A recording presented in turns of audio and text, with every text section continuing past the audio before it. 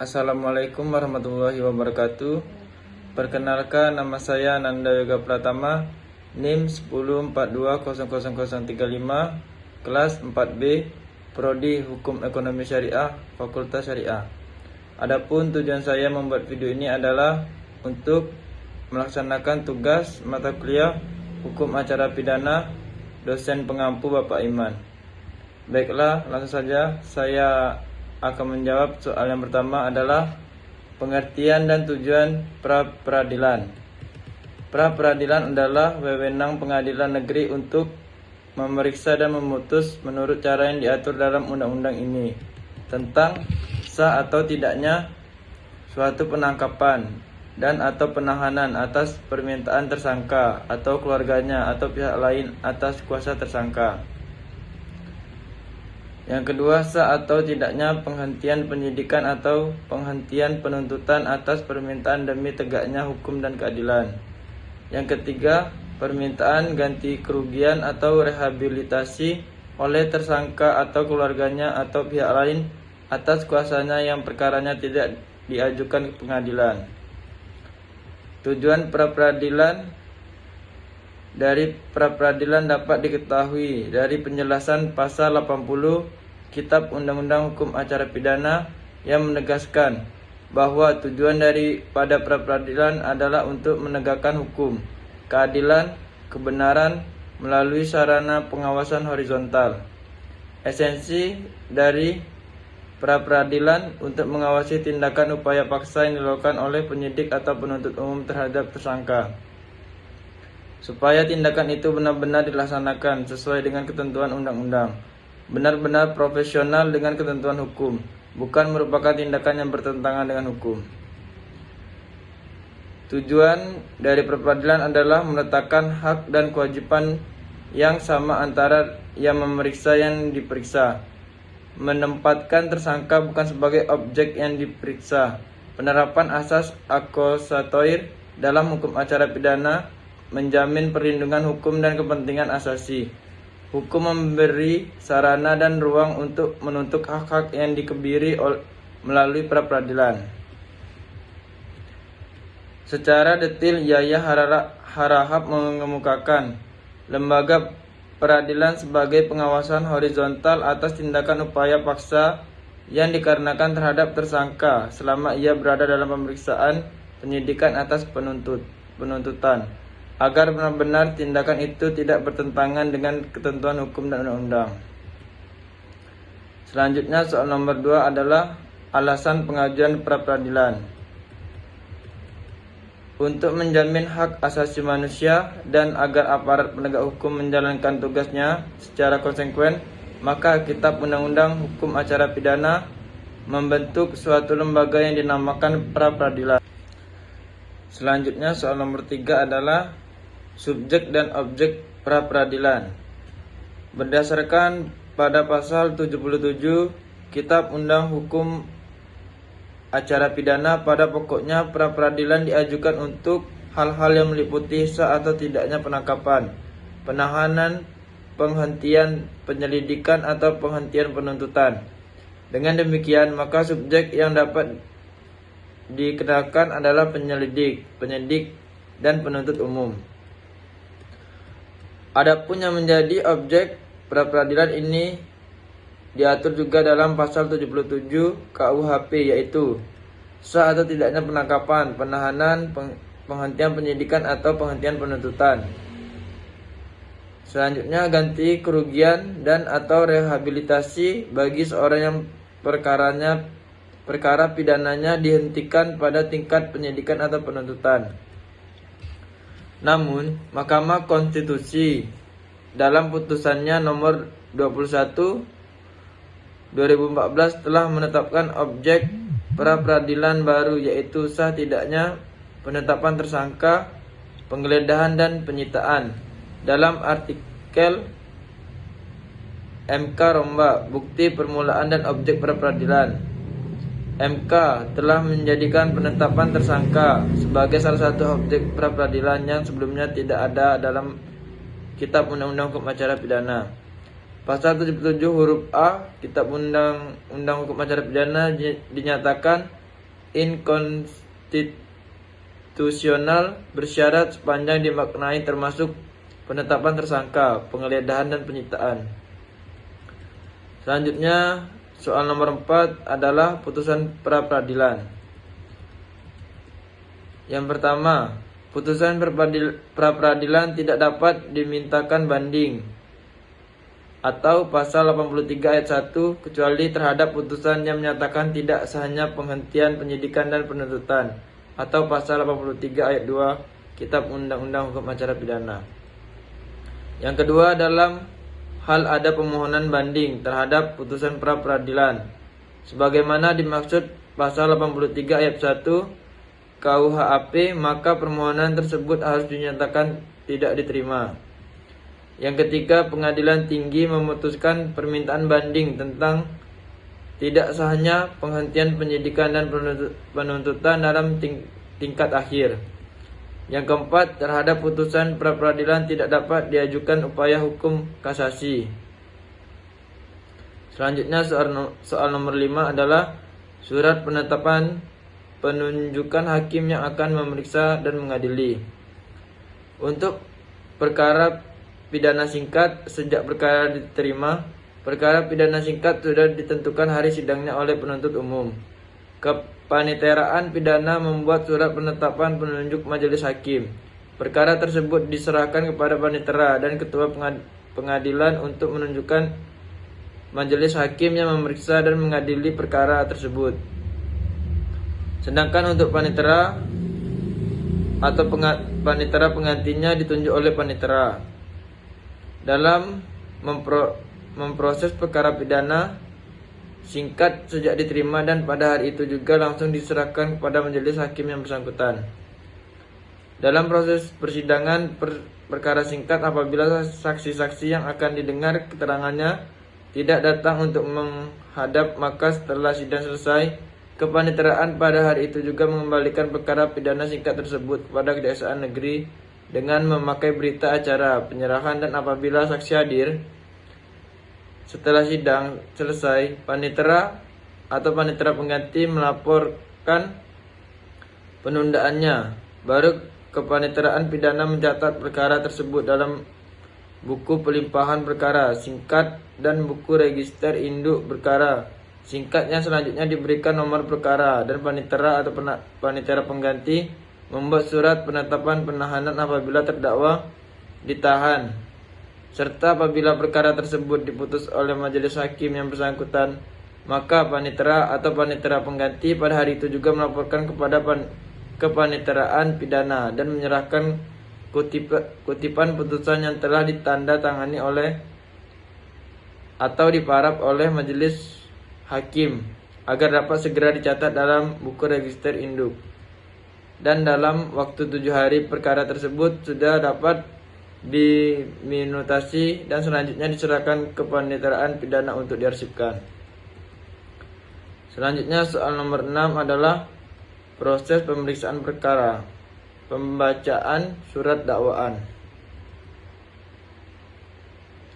Yang pertama, hakim ketua sidang meminta pada terdakwa untuk mendengarkan dengan seksama pembacaan surat dakwaan dan selanjutnya mempersilakan jaksa penuntut umum untuk membacakan surat dakwaan. Yang kedua, jaksa membacakan surat dakwaan berdiri atau duduk, boleh bergantian dengan rekan jaksa penuntut umum. Yang ketiga, selanjutnya hakim ketua menanyakan kepada terdakwa apabila ia sudah paham tentang apa yang didakwaan padanya. Apabila terdakwa ternyata tidak mengerti, maka penuntut umum atas permintaan hakim ketua wajib memberikan penjelasan seperlunya.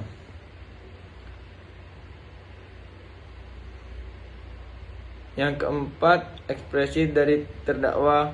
Hakim ketua menanyakan pada terdakwa atau penasehat hukumnya apabila mengajukan keberatan atau eksepsi terhadap dakwaan jaksa penuntut umum. Yang kedua, eksepsi atau keberatan terdakwa atau penasihat hukum meliputi Yang pertama, pengadilan tidak berwenang mengadili atau berkaitan dengan kompetensi absolut atau relatif.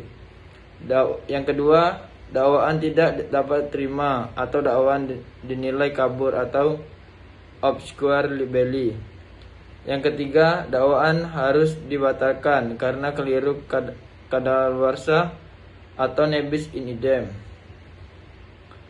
Tata caranya, pertama-tama hakim bertanya kepada terdakwa dan memberi kesempatan untuk menanggapi. Selanjutnya, kesempatan kedua diberikan kepada penasihat hukum. Apabila terdakwa atau penasihat hukumnya tidak memberi tanggapan atau tidak mengajukan eksepsi, maka persidangan dilanjutkan ke tahap pembuktian. Apabila terdakwa atau penasihat hukumnya mengajukan eksepsi, maka hakim bertanya apakah telah siap untuk mengajukan eksepsi. Apabila terdakwa atau penasihat hukum belum siap, maka hakim ketua menyatakan sidang ditunda untuk memberi kesempatan pada terdakwa atau penasihat hukum untuk mengajukan eksepsi pada sidang berikutnya. Apabila terdakwa penasihat hukum tidak siap mengajukan eksepsi, maka hakim ketua mempersilakan untuk mengajukan eksepsi. Pengajuan eksepsi bisa diajukan secara lisan maupun tertulis.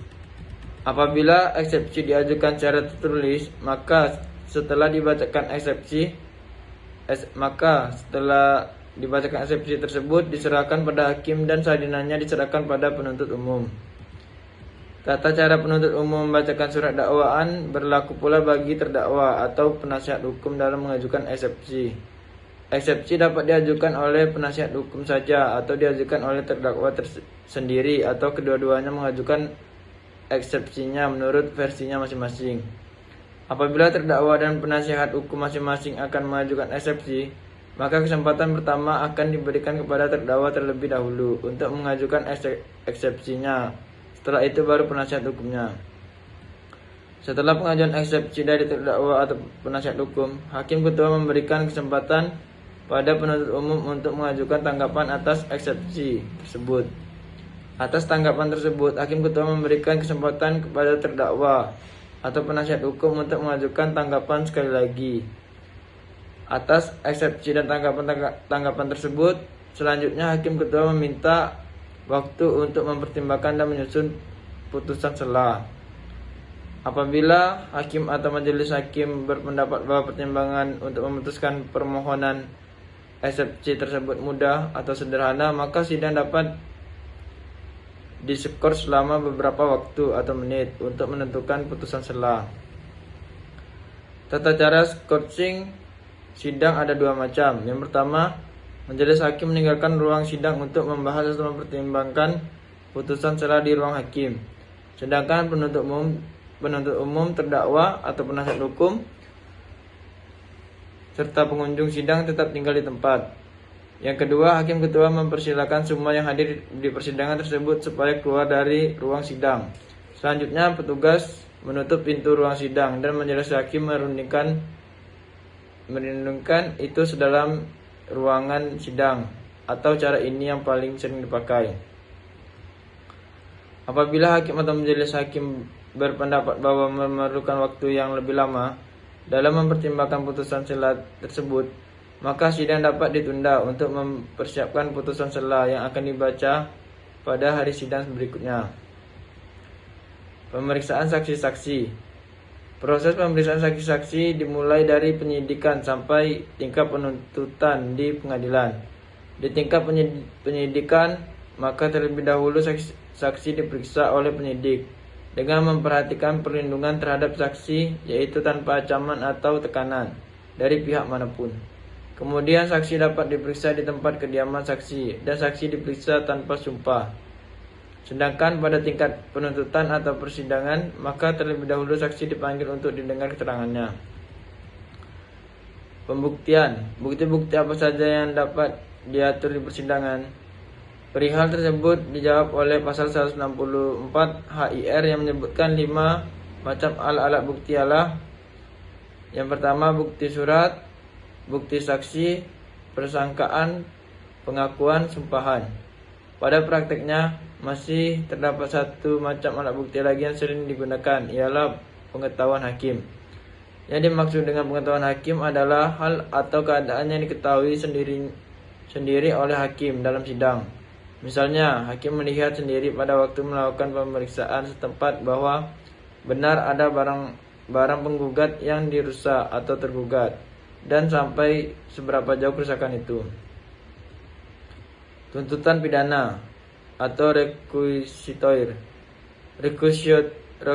Requisitoir tidak dikenal dalam KUHP, namun dipakai dalam praktik, artinya tuntutan atau penuntutan.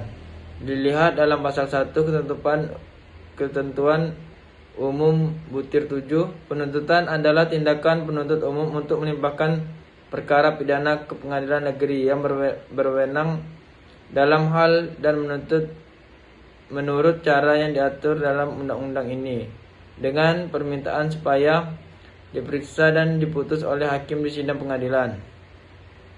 Kata penuntutan juga dapat ditemukan dalam pasal 6 butir B. Penuntut umum adalah jaksa yang diberi wewenang oleh undang-undang ini untuk melakukan penuntutan dan melaksanakan putusan hakim. Dari beberapa definisi tuntutan di atas yang terdapat dalam KUHP dapat ditarik kesimpulan bahwa tuntutan adalah produk dari penuntutan. Kata tuntutan pidana tersebut juga dapat ditemui dalam pasal 197 KUHP butir E dengan sebutan tuntutan pidana dan bukan requisitoir.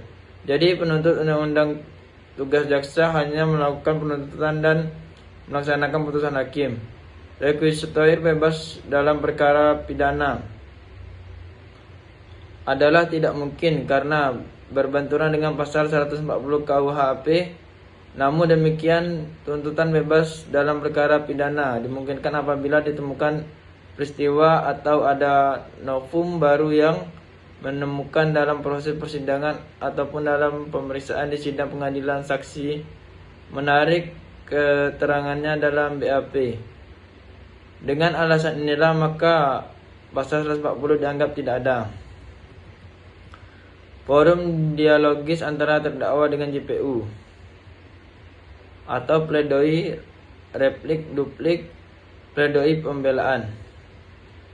Setelah jaksa penuntut umum selesai membacakan surat tuntutannya, maka giliran diberikan hak kepada terdakwa dan atau penasihat hukumnya untuk mengajukan pembelaan atau pledoi dalam pasal 142 KUHP. Pembelaan bertujuan untuk memperoleh putusan hakim yang membebaskan terdakwa dari segala dakwaan dan melepas terdakwa dari segala tuntutan hukum ataupun setidak-tidaknya hukuman pidana seringan-ringannya. Replik atau oleh jaksa. Dalam menyusun jawaban atas pembelaan dari terdakwa atau penasihat hukumnya, jaksa penuntut umum harus mampu mengantisipasi arah dan wujud serta materi pokok dari pembelaan terdakwa dan penasihat hukumnya dalam replik tersebut. Jaksa penuntut umum harus menginventarisir inti atau materi pokok pembelaan yang diajukan terdakwa atau penasihat hukumnya dalam repliknya sebagai bantahan atau sanggahan atas pembelaan. Duplik. Setelah jaksa penuntut umum mengajukan replik di persidangan, maka selanjutnya giliran terdakwa dan atau penasihat hukumnya untuk menanggapi replik dari jaksa penuntut umum tersebut. Tanggapan seperti ini lazim disebut sebagai duplik. Sebagai penutup dari replik dan duplik, dibuat suatu kesimpulan yang menyimpulkan semua tanggapan dan tangkisan. Sebelum majelis hakim mengambil sikap dan menyusun keputusan, biasanya majelis hakim memberikan kesempatan kepada terdakwa apakah masih ada yang perlu disampaikan. Misalnya, mohon keringanan hukum atau mohon keputusan yang seadil-adilnya. Selanjutnya, soal nomor 7 adalah musyawarah hakim. Musyawarah majelis hakim adalah acara terakhir sebelum majelis hakim mengambil suatu kesimpulan atau sebelum majelis hakim mengucapkan putusan. Musyawarah majelis dilakukan dalam sidang yang tertutup.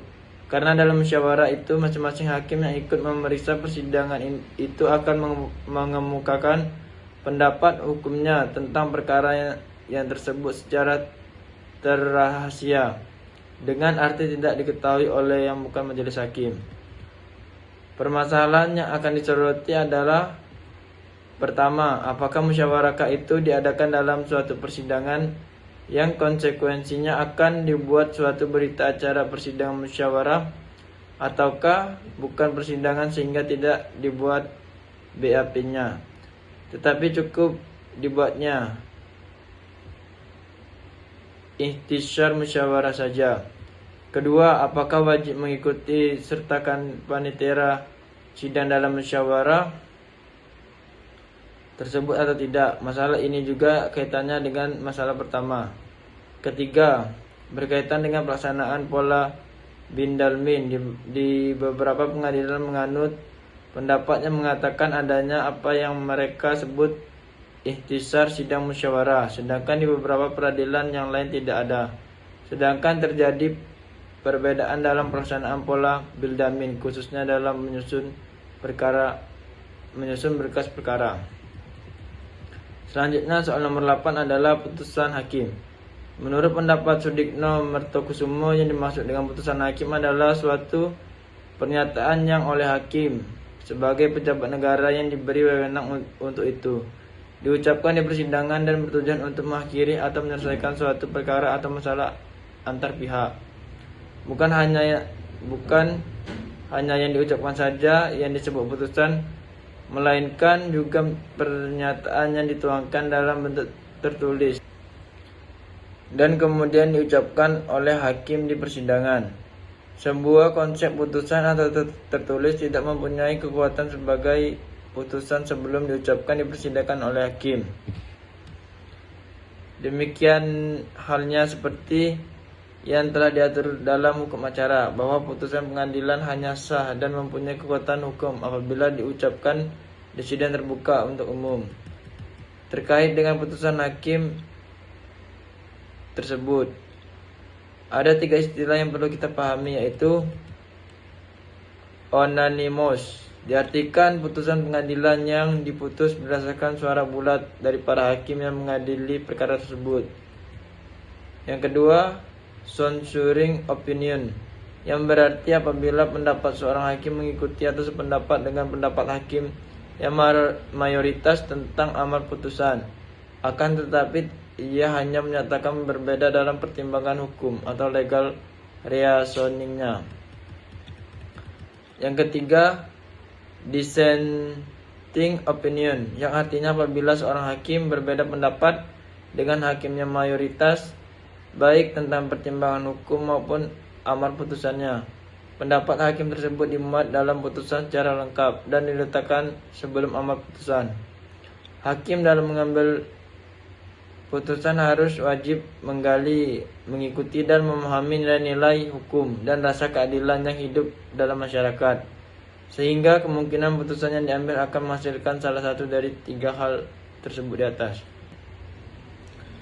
Baiklah, demikianlah jawaban dari saya. Mohon maaf jika ada kesalahan. Saya akhiri. Wallahu muwaffiq ila aqwamit thoriq. Wassalamualaikum warahmatullahi wabarakatuh.